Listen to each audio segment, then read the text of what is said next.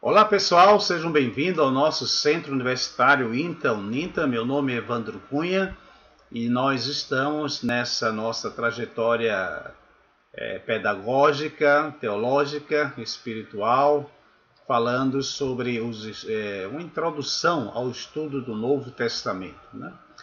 E nessa ocasião nós estamos dando continuidade, né? Ao estudo introdutório dos evangelhos. Já fizemos algumas falas aí introdutórias, fizemos a introdução do evangelho de Marcos, que pode ser que a instituição use, né, nessa sequência do livro paradidático que estamos usando, do professor, um ex-professor, né, do Seminário Batista, que era um americano que viveu aqui no Brasil, o Dr. Reio, né?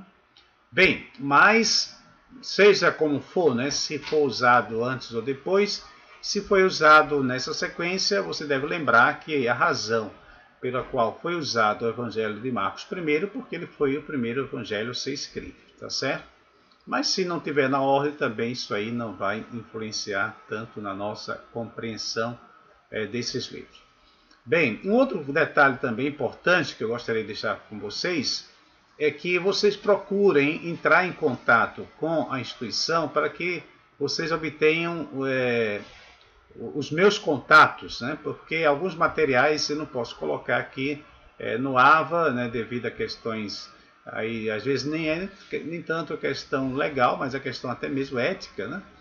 E a gente evita para não criar algum problema aí com a questão da instituição, tá certo? Mas você entre em contato e eu posso passar para vocês alguns materiais que possam lhe ajudar. No caso deste livro que está fora de circulação, né? Já fizeram 2 edições, se esgotaram e ninguém sabe quando vai fazer. E é um material muito interessante, que tem um conteúdo mais conservador, não é tanto liberal no sentido teológico. Então é um material muito adequado, né? E o outro material é o material que você estuda para fazer prova, né? Esse aqui é um paradidático para você ampliar, né? Não precisa aí você estudá-lo para a prova, né? Mas é uma leitura que é uma leitura muito agradável e se você fizer você não vai perder nada, tá ok? Então dito isto vamos continuar aqui o nosso percurso. Hoje vamos começar sobre o livro de Mateus. Iremos fazer isso em 2 blocos. No primeiro bloco aqui nós iremos apresentar essa fala introdutória e depois nós iremos para o texto, né, vendo aqui alguns pensamentos interessantes, orientando você para esse material paradidático, porque outro material não precisa, né? Você só lê ali, está tudo bem esquematizado e você vai desfrutar, né? Aqui a gente está dando material suficiente para que você... Veja, você não é obrigado a estudar esse material, né? Você pode apenas assistir os vídeos para ampliar o seu conhecimento, tá certo? Material que se cobra nas APs, nas avaliações, é o material didático. Esse é o material paradidático. Aqui já veio o grego, né? Para, ao lado de, ok? Então, como nós falamos, o Evangelho de Mateus, né? Começando aí pelos títulos, geralmente os livros não têm esse título no original, né? Praticamente não era costume colocar esses títulos, né? Isso vai aparecer a posteriori, né? Em cópias. E vamos começar pensando aí na introdução do Evangelho. Vou dar aqui esse primeiro bloco, né? Geral aqui para que você entenda bem isso aí. Nós mudamos um pouquinho, né? Estamos mudando um pouquinho a didática aqui da introdução de Marcos, né? E achamos mais interessante, eu estive refazendo algumas coisas aí. Bem, então veja, o Evangelho de Mateus é considerado o mais judaico dos evangelhos, né? Logo no início ali, você vai perceber que ele conecta a figura de Jesus à figura de Abraão, né? E Abraão é o pai da nação judaica, né? Isso é muito importante você perceber essas coisas, porque um bom exegeta, um bom teólogo, uma boa teóloga, né? Exegeta, uma pesquisadora da Bíblia, ela tem que estar atenta, essas pessoas têm que estar atentas a esses detalhes, né, de estrutura do texto, né? Então você percebe que é diferente do Evangelho de Lucas, por exemplo. No Evangelho de Lucas, existe ali uma conexão de Jesus com Adão, né? Ou seja, mostrar que ele é humano, né? Que ele está conectado com a humanidade, não um ser que apareceu, né? Mas ele incorporou a humanidade, né?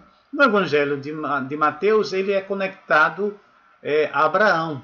Ele vai estar conectado com Abraão, né? E com a linhagem de Abraão, com Davi e etc. Né? Um outro detalhe também importante é que no Evangelho de Mateus, logo no início ali, vai mostrar que, embora ele tenha essa linhagem histórica, né, biologicamente falando, mas ele é gerado pelo Espírito Santo, né, de forma misteriosa, de forma sobrenatural, né, que causa um escândalo tremendo ali na Palestina, né, na vizinhança ali de onde Jesus foi gerado e onde ele nasceu. Né. Então, quando ele nasce, embora os evangelhos não falem nisso, mas isso vai ser um motivo de interpretações de uma guerra teológica que permanece até hoje. Né? E que guerra é essa? Né? No Evangelho de João diz assim, o verbo se fez carne e habitou no meio de nós. Mas que carne era essa? Né? Então o Evangelho de Mateus não dá detalhes, diz apenas que é uma carne divina, né? que o que está sendo gerado é fruto do Espírito Santo. O Evangelho de Lucas também fala sobre isso, né? Então, o que está gerado nele é fruto do Espírito Santo. Né? O Espírito Santo está gerando em Maria, então, esse ser divino. Então, o Evangelho não discute muito isso. Isso aqui é uma coisa interessante. Mas, com o passar dos tempos, quando essa mensagem ia sendo difundida, né, os questionamentos começaram a surgir. Mas como foi isso? Né? Como? Principalmente quando o cristianismo começa a alcançar o mundo greco-romano, né?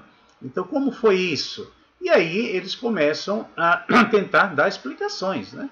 Então, por exemplo, os medievais diziam, poxa, para Maria nascer, aliás, gerar um ser divino, né? Ela só poderia, para fazer isso, ela está isenta de pecados. Né? E aí nasce aquela doutrina chamada Imaculada Conceição, né?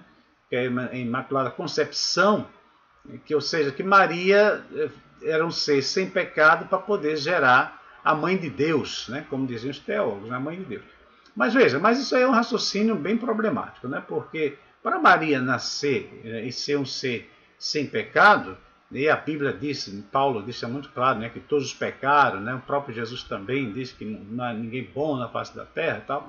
Então, para que Maria pudesse gerar um ser sem pecado, era necessário que Maria tivesse também nascido sem pecado. Né? Agora, para Maria nascer sem pecado, era necessário que seus pais também tivessem nascido. Em outras palavras, se a gente seguir esse raciocínio, ninguém pecou e etc. Né? Então, nós temos aí, desde já, um ponto bastante interessante.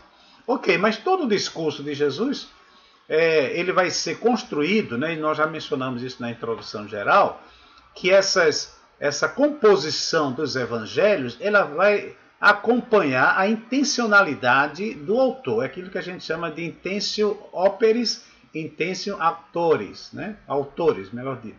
Que é a intenção do autor e a intenção da obra. Né? Então, você vai ver que os milagres que aparecem nos evangelhos sinóticos, eles são às vezes colocados praticamente na mesma sequência, em todos os três, mas muitas vezes você vai encontrar que esses milagres estão em lugares diferentes de acordo com os evangelhos. Por quê? Porque a intenção é diferente. Então, nós mencionamos na introdução geral de que esse material não é um material histórico, não foi composto com todas aquelas nuances de uma literatura histórica, eu digo assim, de uma narrativa mesmo histórica. Por quê? Porque ela também é teológica, né? Ela é montada, ok? Lógico, né? Nós cristãos acreditamos que por trás de tudo isso aí está a mão de Deus, né? Etc. Mas do ponto de vista literário geral, a gente sabe que tudo que está ali o autor colocou para tentar transmitir a sua mensagem. Então, o que é que você vai encontrar logo ali, né? Você encontra a questão do batismo de Jesus, depois você encontra a tentação de Jesus, ou seja, vai mostrando a sua humanidade, como é que ele vai ocorrendo, né? e ele também, de certo modo, vai surgindo um paralelo dele com Moisés, né? Você vai perceber isso ao ler, né? Quando ele sobe ao monte, é muito semelhante àquela Moisés no Sinai e Jesus no Monte das Oliveiras, não, no Sermão do Monte, né, que é em Nazaré, né, nas Oliveiras é perto de Jerusalém. É lá no norte de Israel, né? Então a forma como ele fala, né? Ele senta, ele vai fazendo uma releitura do Antigo Testamento, dizendo: ouviste que foi dito aos antigos e tal, eu porém vos digo, né? Ou seja, esse eu porém vos digo, mostrando uma autoridade superior àquilo que tinha sido dito, né? E alguns momentos a relação dele com o judaísmo, né? A tensão dele com o judaísmo, com as autoridades, né? Porque ele vem da periferia, né? Ele é educado não nas escolas rabínicas, né? E tudo isso cria uma tensão, cria um ciúme. Você vai encontrar muitas vezes, os judeus perguntam, com que autoridade, né? Cursia no grego, né? Com que autoridade você está fazendo isso? Então essa questão de autoridade implica a questão do poder, qual é o poder que você está fazendo isso aí, né? E isso é um tema que vai perdurar durante a igreja, a história da igreja até hoje, né? Dentro da igreja existe esse poder, essa tensão quando se trata de poder, né? Como é que se usa esse poder e etc, né? Então você vai encontrar essa descrição, né? Os grandes discursos, né? A composição do Evangelho, né? Aquele que vem do Evangelho de Marcos, mas existe também elementos, conteúdos que são próprios mesmo de Mateus, né? E isso é muito interessante quando você for fazer a leitura desse material paradidático, né? Porque o material didático ele está mais simplificado, tendo em vista as diferentes classes de pessoas que começam os estudos teológicos. Alguns estão muito avançados, né? Avançadíssimos, né? Eu quero até falar aqui do Tiago, né? O Tiago Stabnov, né? Que é um colega nosso que a gente está conhecendo aí aos pouquinhos na internet. E ele é uma pessoa que, eu brincando com ele, digo: Tiago, você na verdade é um teólogo, né? Só falta aí o diploma, né? Então, logicamente que uma pessoa como o Tiago, né, que já é formado, já tem uma pessoa especialista em direito, então, lógico, aquele material ele vai querer mais, né? E é por isso que a gente está oferecendo mais também para esse grupo. Mas outros grupos que estão começando agora, o material didático é suficiente para essa formação primeira, né? É suficiente porque você vai complementando com as suas leituras e aí você vai crescendo. Porque se jogar muita coisa pode engasgar o bebê, né? A gente tem que ir com calma. Tá ok? Então, isso é importante a gente perceber essas linhas, esses discursos de Jesus, né? Essa tensão com Moisés e ao mesmo tempo essa harmonia com Moisés, né? Tem momentos que ele rompe, tem momentos que ele se harmoniza, tem momentos que ele reinterpreta. Então, são coisas muito importantes no Evangelho de Mateus, né? A forma, né, como Jesus se despede também, né, da igreja, porque lá no início existe um anúncio, né, que ele seria chamado Emanuel, e é curioso que não virou nome próprio, né, porque na verdade isso era uma citação de Isaías, e eu creio que os pais dele entenderam que não colocaram o nome dele de Emanuel, né, mas a ideia ficou, que Emanuel era Deus conosco, né, então o Evangelho de Mateus começa com essa promessa de que Deus estaria conosco e finaliza também colocado na boca do próprio Jesus, ele dizendo, né, eis que estou convosco todos os dias até a consumação dos séculos, né? Existe aí no finalzinho, né, alguns probleminhas da crítica textual, que não é o objetivo nosso aqui, que é uma coisa mais complexa, que é a questão do término, né? Que também o Evangelho de Marcos também apresenta alguns probleminhas ali em termos de crítica textual e que está muito relacionado também com a elaboração da doutrina da Trindade, né? Mas esse não é o tema desta disciplina. Ok? Então, tendo essa visão geral, vamos passar agora a algumas ideias do material didático. Paradidático, melhor dito.